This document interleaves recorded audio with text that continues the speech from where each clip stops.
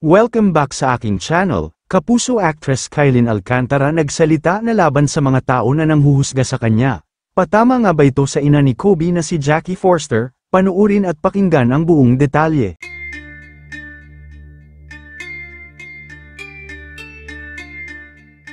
Finally ay tinapos na nga ni Kailin Alcantara ang kanyang katahimikan matapos ang breakup nila ni Kobe Paras. Matatandaan na mahigit isang linggo din siyang nanahimik.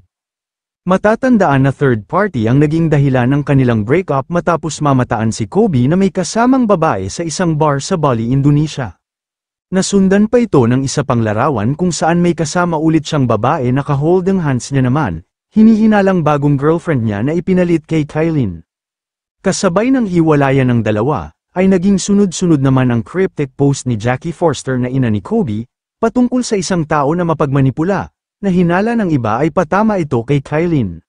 May isang post pa nga siya na may nakalagay na #MamaWithReceipt, na nangangahulugan na may resibo siya sa totoong nangyari sa breakup ng dalawa.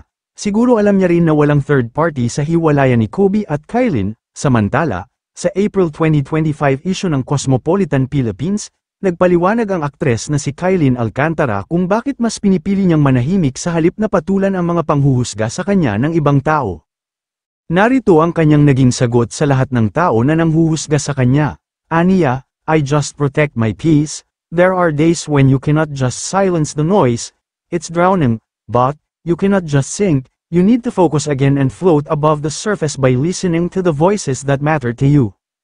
Aniya pa, I've been bashed for the things that I did not say or do, or because I decided to upgrade myself, or just because I tried too hard, but I was judged already before I even opened my mouth, so I'd rather have my small circle know my truth than be open in public, and still be judged and bashed for it.